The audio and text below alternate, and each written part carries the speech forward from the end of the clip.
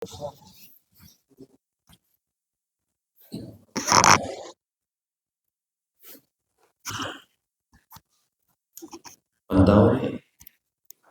yang punya nyambil kenakan nekak.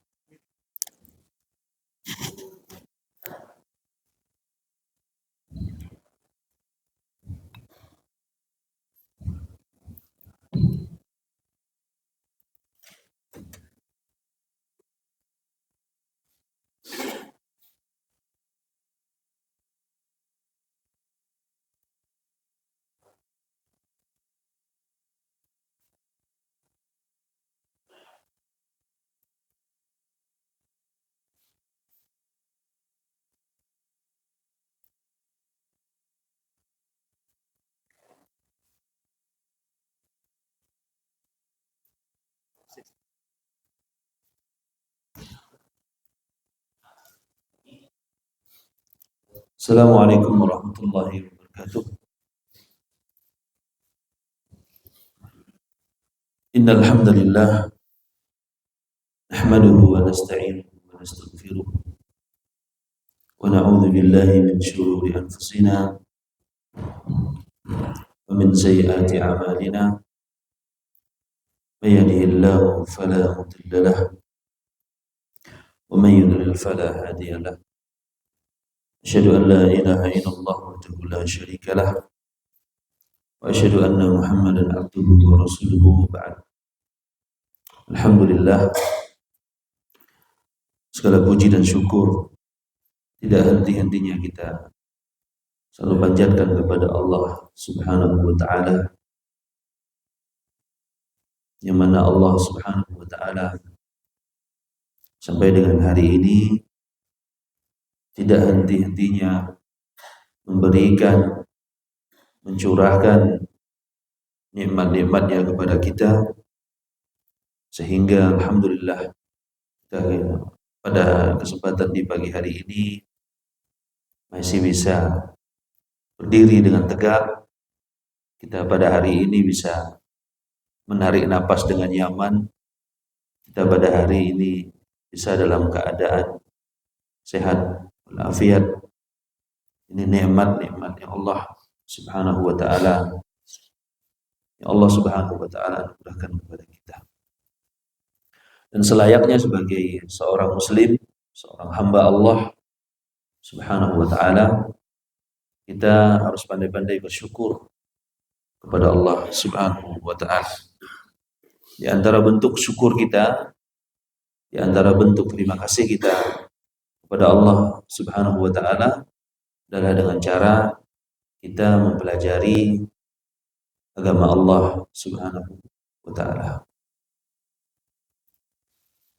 Salawat dan salam semoga senantiasa tercurahkan kepada baginda Nabi Agung Muhammad sallallahu alaihi wa ala alihi wasallam, kepada keluarga beliau, para sahabatnya, dan orang-orang yang mencintai sunnah beliau hingga akhir zaman.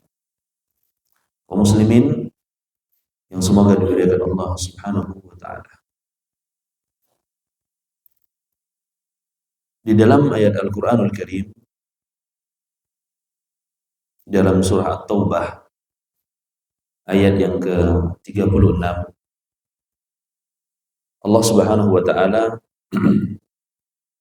menyebutkan tentang bulan-bulan haram. Jadi ada bulan itu disebut dengan bulan-bulan haram. Kalau kita yang terbesit di dalam benak kita, haram itu apa kira-kira? Tidak boleh. Kalau dilakukan berdosa. Kalau ditinggalkan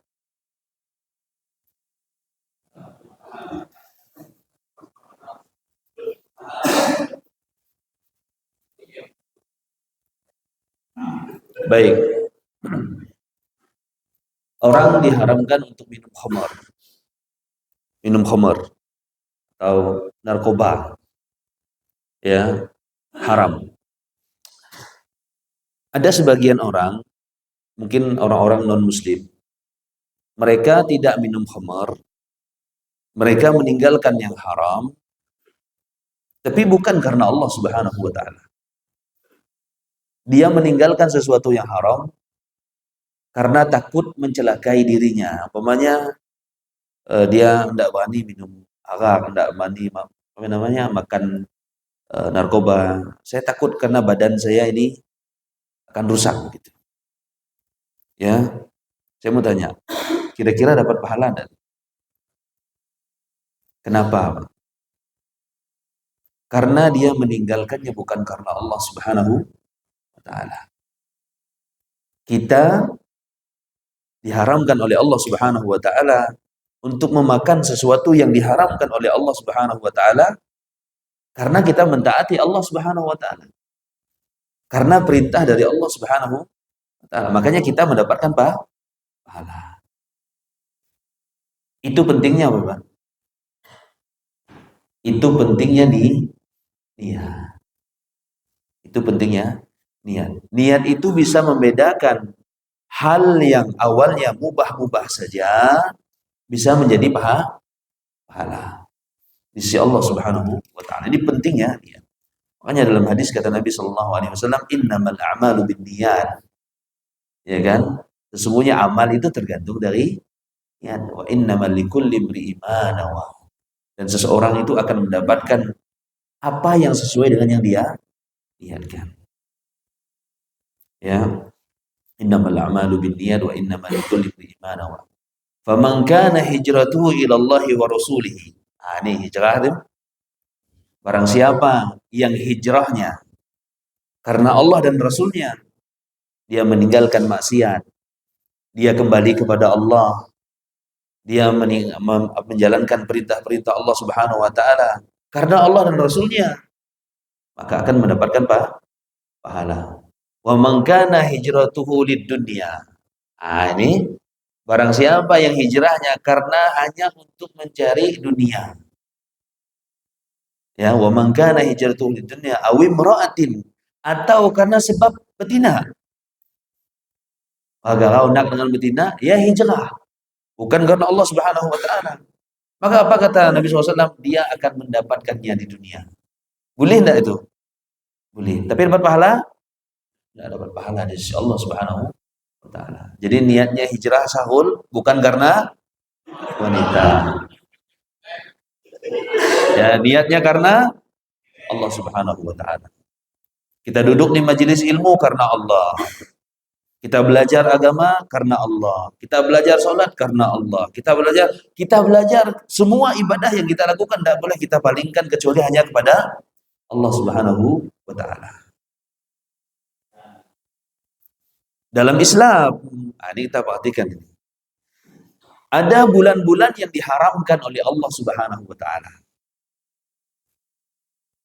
Kalau bahasa kita, ada bulan-bulan yang kita dikidah. Dan ketika seseorang hamba melakukan perbuatan dosa dan maksiat di bulan tersebut, beda dosanya dengan dilakukan ketika bulan yang lain. Beda. Dari mana kita tahu, Pak? Ilmu. Kalau kita tidak tahu ilmunya itu, ada timbuk-ketimbuk, nak bulan Muharram kah?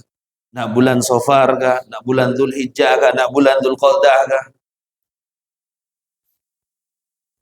Ada bulan-bulan yang dimana di bulan tersebut ketika hamba melakukan dosa dan maksiat, ya dosanya lebih besar dibandingkan ketika dia melakukan di bulan yang lain.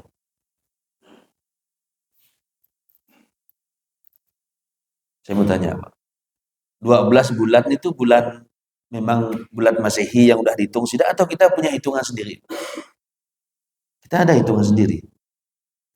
Ini dalam surah At-Taubah, kata Allah Subhanahu wa taala, "Inna iddatash syuhuri 'indallah 12 syahra." Ada dalam Quran 12 bulannya. Inna iddatash syuhur, sesungguhnya bilangan bulan di sisi Allah 12 syahra, ada 12 bulan. Fi kitabillah. Di mana, Pak?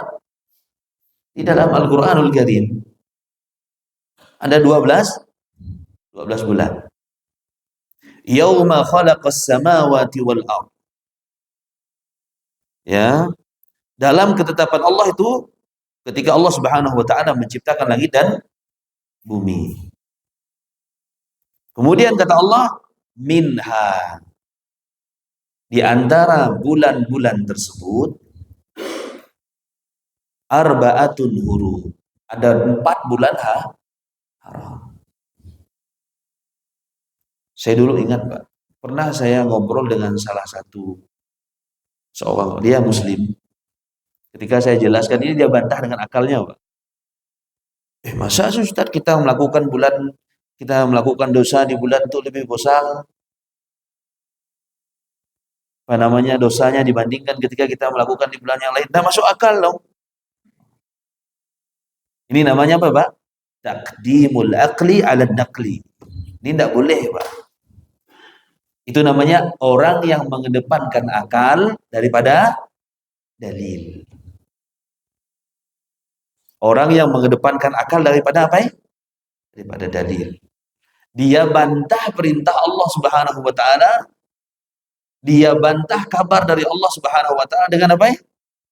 Dengan akalnya. Tidak boleh, Pak. Itu prinsip kita sebagai seorang muslim.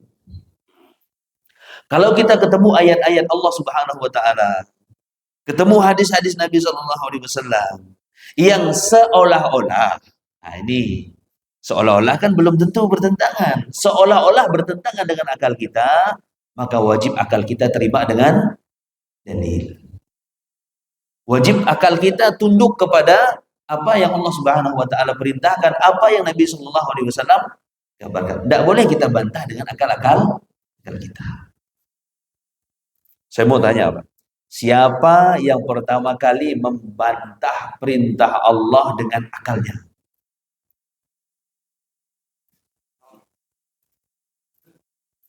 Iblis. Firaun juga ya, tapi yang pertama kali membantah siapa? Iblis.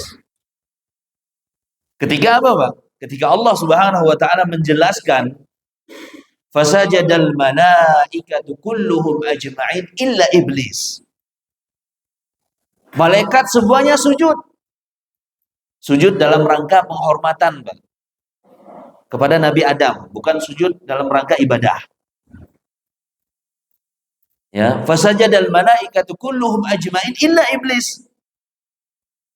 Malaikat semuanya sujud, malaikat semuanya tunduk karena apa? Karena Allah yang memerintahkan itu. Illa iblis, kecuali iblis yang mulai. Aba wastakbar, kata Allah. Dia menolak, dia sombong, dia enggan.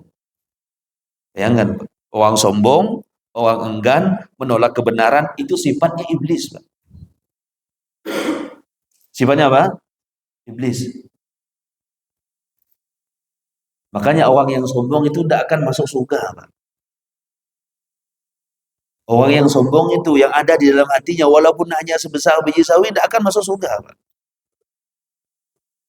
Ya, tidak akan masuk surga. Kata Nabi SAW, la yadkhulul jannah man kana fi qalbihi misqala dzarratin minal kibr. Kata Nabi SAW, tidak akan masuk surga orang yang di dalam hatinya terdapat sifat sombong, walaupun hanya sebesar biji dzarrah, walaupun hanya halus dalam hatinya. Kenapa? Karena ini sifat dasar iblis. Karena inilah Allah Subhanahu wa taala mengeluarkan iblis dari surga.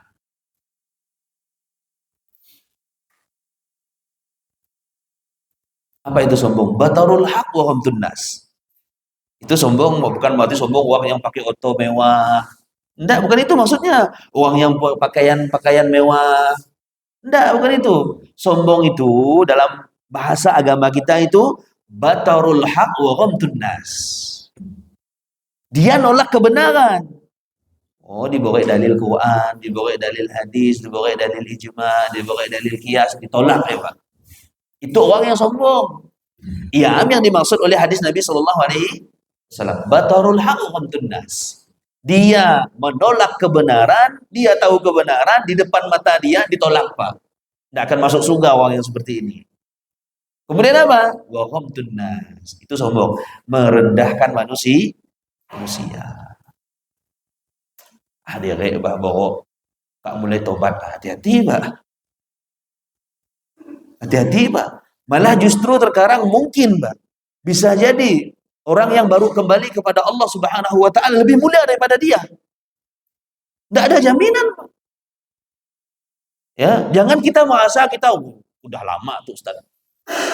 Kitab dah terhitung yang ku pelajar tuh maju ku. Ya, aku tahu buat teman akak. Nang coba-coba, ya toh kita diseret oleh Allah Subhanahu wa taala, dilemparkan ke dalam api neraka. Sifat yang seperti itulah. Ya, masa diri paling hebat. Masa kita paling senior dalam aku tuh udah lebih senior untuk ngaji itu. Dan begini, enggak boleh, Pak. Merendahkan orang lain. Diri bapak yang maju ke baca Quran pun dia banyak salah. Subhanallah. Hati-hati, Pak. Ini malah akan menjerumuskan kita ke dalam nerakanya Allah Subhanahu wa taala. Merendahkan manusia. Sama miskin naman kau. Sama itu merendahkan manusia. Itu sifat apa? Sifat sombong. Nah, ini kembali ke tadi itu. Yang pertama kali menolak ayat Quran dengan akalnya siapa? Iblis. Ketika diperintahkan sujud semua malaikat itu, Pak. Malaikat sujud. Malaikat patuh kepada Allah Subhanahu wa taala. Di antara sifat malaikat apa, Pak? La ya'sunallaha ma amarahum wa yaf'aluna ma yu'marun. Ya, sifat malaikat, Pak. La ya'sunallah, tidak akan pernah ya bermaksiat kepada Allah Subhanahu wa taala. Perintah sujud, sujud ya. Ada riwayat malaikat itu dari pertama diciptakan ruku ya sampai hari kiamat, Pak. Kita ulih biar Pak, tidak roja, Pak. Ya.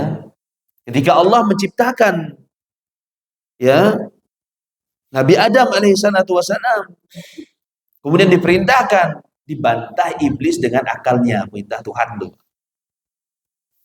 Ya Allah, maju kok.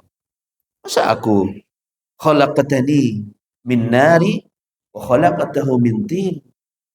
Masa aku yang diciptakan engkau dari api, kok diperintahkan untuk menghormati yang diciptakan dari tanah. Dia gunakan apa ya, Pak? Dia gunakan apa ya? Perasaan dia. Dia gunakan akalnya. Untuk apa, Pak? Untuk mengotak-atik, untuk apa? Membantah perintah Allah Subhanahu wa taala. Ini prinsip dasar kita sebagai seorang muslim, Pak. Tidak boleh kita bantah Quran, tidak boleh kita bantah hadis dengan apa? Dengan akal, apalagi dibantah dengan adat istiadat kita. Ini penting, ini prinsip dasar kita. Kalau biar adat di dunia semua Ustaz, tidak semua. Adat yang bertentangan dengan syariat yang kita tinggalkan itu. Contohnya apa, Pak? Nak ngontak. Ngontak apa ya? Ngontak jembatan atau ngontak rumah. Dicabuh. Ini adat bukan, Pak? Adat. Baik-baik, Pak. Buruk, Pak. Kenapa? Bertentangan dengan syariat. Ya. Ada kesyirikan di situ. Dan kesyirikan termasuk larangan terbesar dari Allah Subhanahu wa taala. Tidak boleh kita lakukan. Kan kalau adatnya itu apa ya, Kak? Mempertahankan adat. Ya, melestarikan. Tidak usah dilestarikan yang macam ya kita buang saja, kita tinggalkan saja. Adat-adat yang tidak bertentangan, ya tidak apa-apa, tidak masalah. Apa contohnya, Pak? Adat yang tidak bertentangan. Habis sholat subuh, ngomong tadin dia. Ya kan? Ajo mai apa nama gorengan. Pemanya di jadwal tiap minggu, tiap ahad. Ada yang mula hanunya. Kata son mudah. Kalau lo apa nama? Kalau tadin ngona banangnya tuh kok mah. Banang apa? Teko. Ya. Sebenarnya.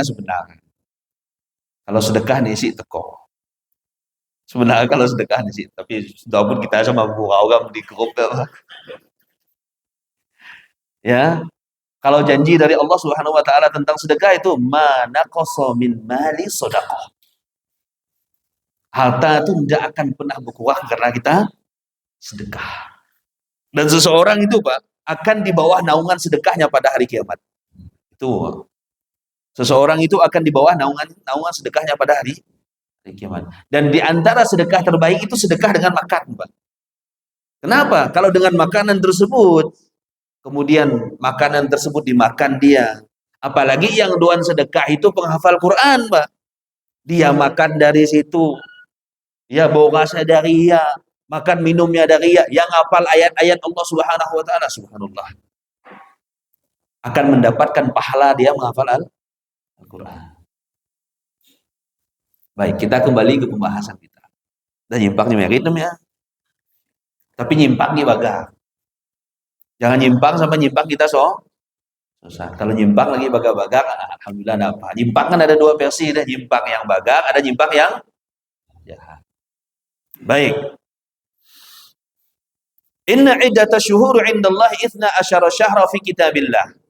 Sungguhnya bilangan bulan di sisi Allah Subhanahu wa taala ada 12 bulan fi kitabillah. Di dalam kitab Allah Subhanahu wa taala, yauma khalaqas samawati wal ard. Hari di mana Allah Subhanahu wa taala menciptakan langit dan bumi. Minha arba'atun hurum. Dari bulan-bulan tersebut ada 4 bulan yang haram. Dzalika dinul qayyim, itulah agama yang lurus kata Allah. Fala tadlimu fihinna anfusakum. Jangan kalian menzolimi diri-diri kalian di bulan-bulan haram tersebut. Fala tadlimu anfusakum. Jangan kalian zolimi diri-diri kalian di bulan haram tersebut. Saya mau tanya apa? Apa arti jolim? Suaham kita nyebut deh. Maman ikau tuh jolim gua mah jolim pakai huruf jim. Ya. Berubah maknanya Pak, jolim ikau tuh dengan pangan kamu. Tapi kalau udah berubah jadi bahasa Indonesia enggak apa-apa, Pak. Nah, pakai jolim kah, nak pakai zolim kah? Yang penting maksudnya apa ya? Zolim. Enggak ngaruh dia. Tapi kalau pakai bahasa pakai huruf dho. Enggak boleh, Pak. Zalim salam ya. Ya, artinya berubah. Zolim itu apa artinya? Wada'a syai', meletakkan sesuatu tidak pada tempatnya. Meletakkan sesuatu tidak pada tempatnya. Maka syirik itu disifati oleh Allah Subhanahu wa taala dengan apa ya? Zalim. Inna syirka la dzulmun azim. Sesungguhnya kesyirikan itu merupakan kezaliman yang paling azim, yang paling besar. Ya, inna syirka la dzulmun azim. Kenapa? Karena harusnya ibadah tersebut diberi kepada Allah, ikhlas karena Allah, diberikan kepada sini Allah. Ya, nama meletakkan sesuatu tidak pada tempatnya. Utang harus bayar enggak, Pak? Nampak banyak bisa yang utang dengan ya. Siak maman lombus. Nggak pelingga ada jauh duit dengan ya.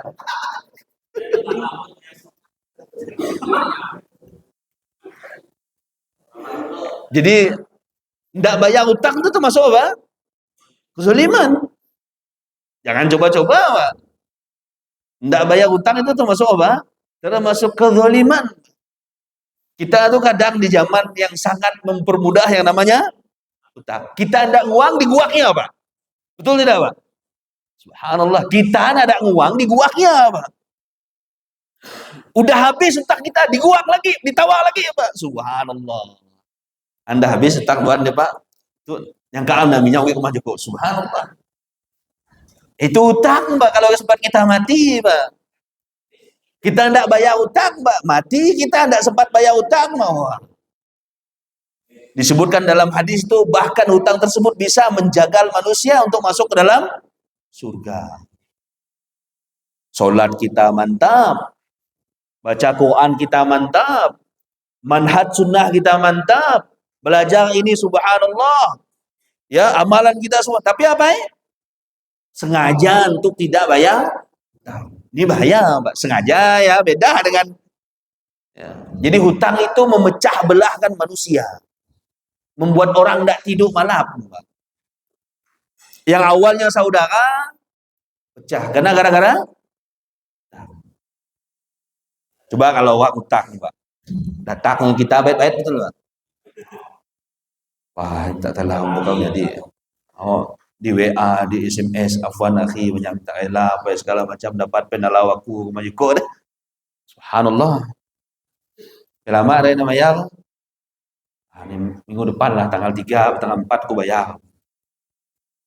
Datang minggu muka, isi mantau liau.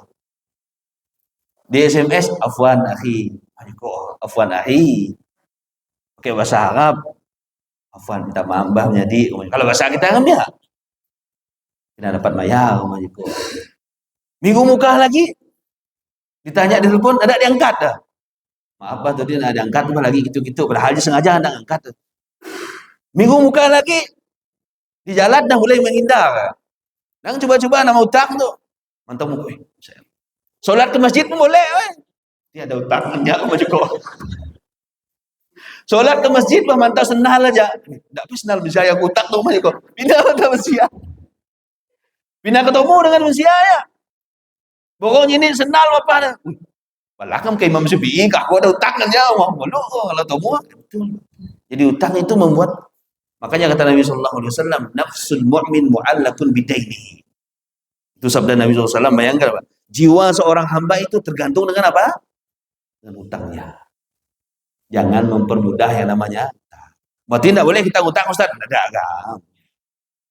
Boleh utang, tapi utang itu dalam keadaan memang kita sangat-sangat membutuhkan.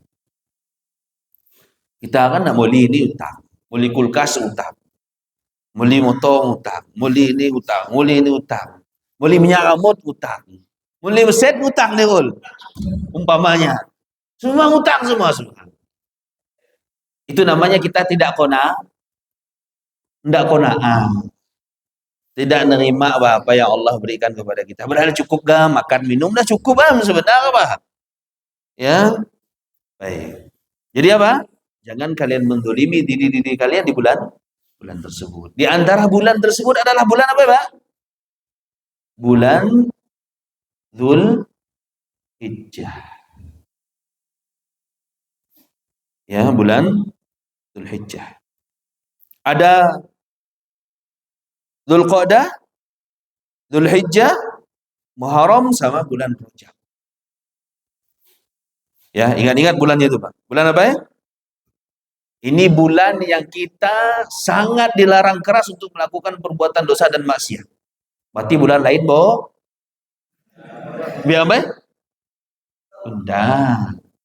Maksudnya itu kita harus wanti-wanti kalau bulannya itu apa ya, dosanya lebih besar di sisi Allah Subhanahu wa taala. Kadang kan kita nak nyimpul ke oh tuh bulan berarti bulan lain boleh berarti. Dosanya lebih sedikit. Ya nama ngemeh, Pak. Justru karena dua ngemeh ya dosa jadi apa ya? Dosa. Itu kan sifat orang munafik, Pak. Sifat-sifat orang apa? Orang munafik melihat dosanya itu sunit semua. Ingat di pelupuk mata ya, bebas biar. Baik. Jadi 10 hari pertama. Nah, kita kan tadi bahas bulan-bulan haram. Di antaranya di bulan Dzulhijjah ini keutamaannya sangat besar dan banyak manusia yang lalai dari 10 hari pertama di bulan Dzulhijjah. Kalau bulan Ramadan siap siaga 10 hari terakhir 10 hari karena kita puasa, Pak. Ya. Bahkan para ulama itu sampai berbeda pendapat tentang mana yang lebih afdol, Pak. Mana yang lebih besar pahalanya? 10 hari pertama di bulan Dzulhijjah atau 10 hari terakhir di bulan Ramadan sampai Yubayya, Pak. Oh, berarti 10 hari pertama di bulan Dzulhijjah ini memiliki kedudukan yang sangat agung di sisi Allah Subhanahu wa taala. Bahkan disebutkan dalam kitab-kitab tafsir, 10 hari pertama itu termasuk hari-hari terbaik yang pernah Allah Subhanahu wa taala ciptakan. Ada enggak orang yang baca Quran sebagaimana dia baca Quran di 10 hari terakhir di bulan Ramadan? Jarang, Pak. Di 10 hari pertamanya. Jadi para ulama mengkompromikan itu, Pak. Karena mereka beda pendapat tadi mana yang lebih utama. Oh, udah dua sama memiliki keutamaan. Apa itu? Kalau malamnya, nah ini. Kalau ditinjau dari malamnya, malam terbaik yang pernah Allah Subhanahu wa taala ciptakan adalah 10 malam terakhir di bulan Ramadan. Tapi kalau dipantau dari siang harinya, maka hari-hari terbaik yang pernah Allah Subhanahu wa taala ciptakan adalah 10 hari pertama di bulan Dzulhijjah. 10 hari pertama itu dari tanggal 1 itu, Pak. Makanya kita disunahkan ini, Pak. Dianjurkan, sangat ditekankan di 10 hari pertama bulan Dzulhijjah tersebut memperbanyak amal soleh. Baca Quran 2 juz umpamanya. Sedekah di 10 hari pertama di bulan itu pahalanya besar di sisi Allah Subhanahu wa taala. Coba kita pantau hadisnya. Ma min ayyamin amalus salih fiha ahabbu ila Allah. Tidak ada hari-hari di mana suatu amal soleh itu lebih dicintai oleh Allah. Melebihi 10 hari pertama di bulan Dzulhijjah.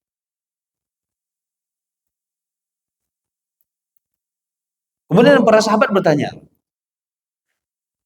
wala jihadu fi sabilillah. Dalam hadis pertama, ma min ayyamin ahabbu ila Allah. Tidak ada hari-hari yang lebih Allah cintai yang amal soleh dilakukan di 10 hari di bulan Dzulhijjah. Tidak ada yang lebih Allah cintai daripada 10 hari pertama itu, Pak. Berarti keutamaannya sangat apa ya? Besar. Kata sahabat, wala jihadu fi sabilillah. Berarti seandainya Nabi. Kalau ada orang yang jihad di jalan Allah, mampu tidak menyaingi 10 hari pertama di bulan Dzulhijjah.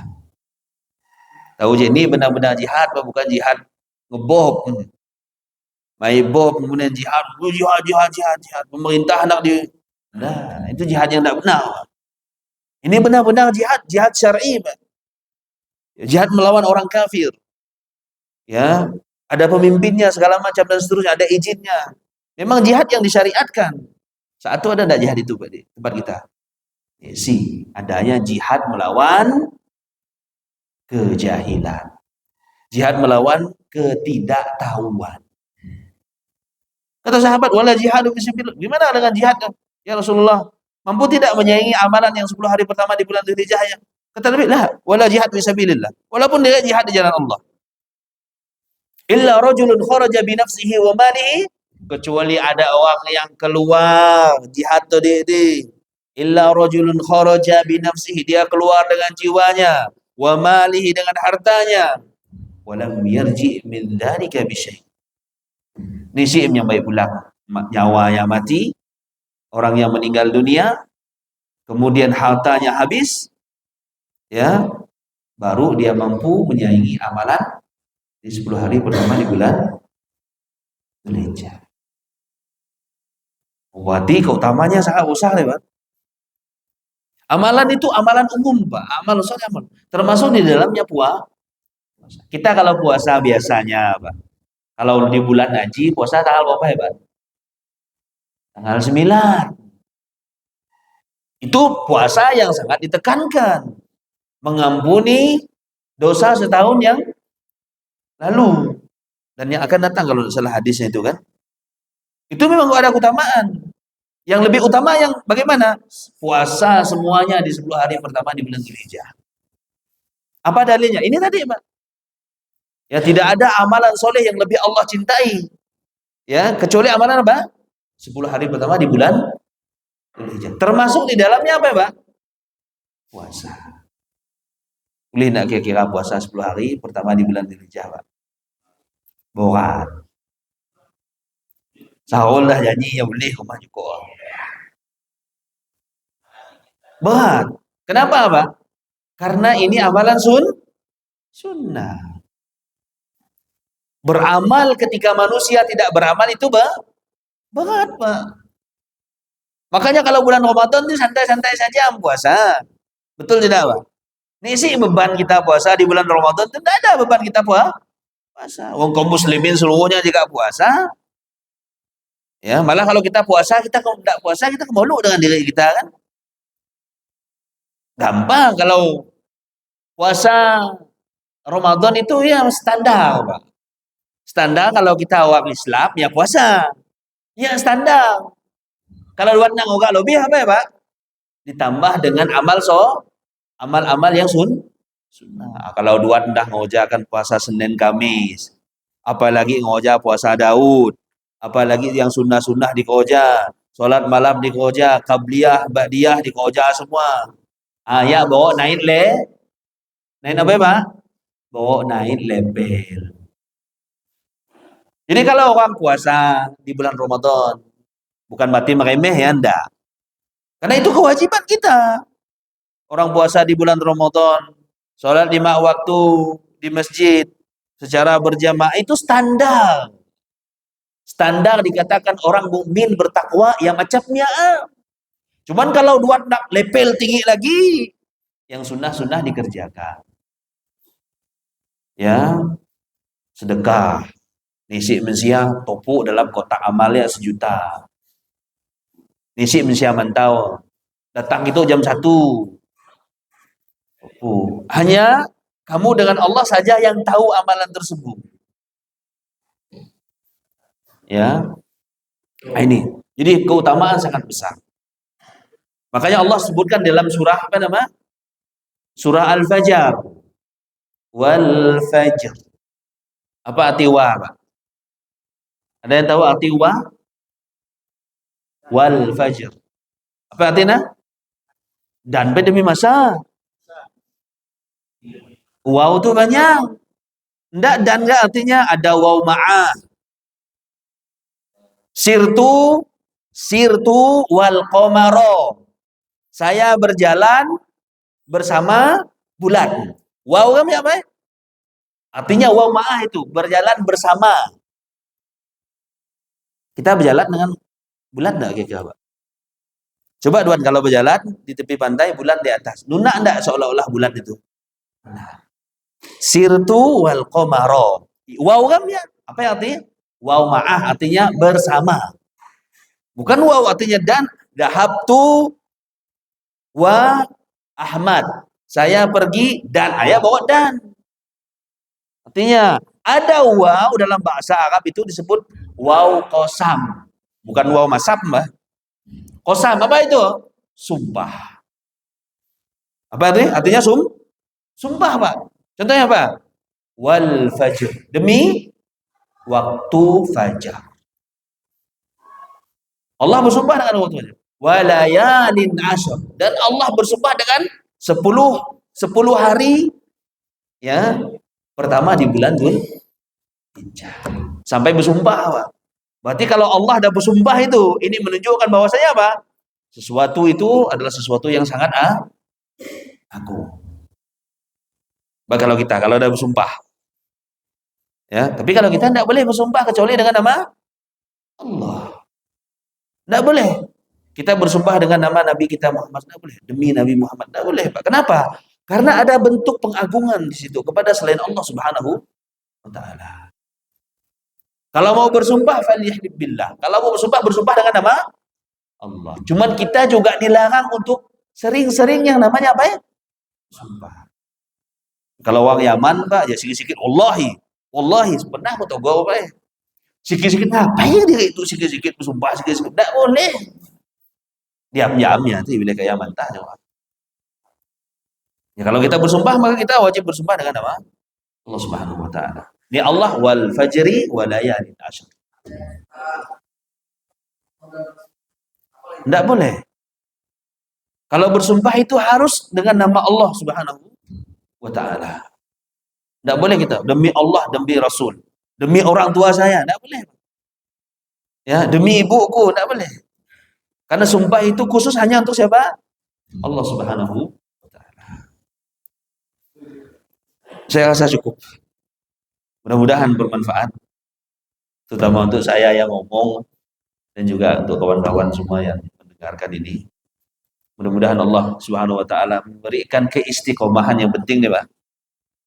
Karena menjalankan ini itu susah di istiqomahnya.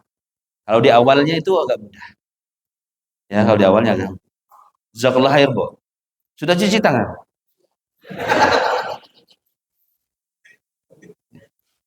Apa jajak kita pagi ini, Bu?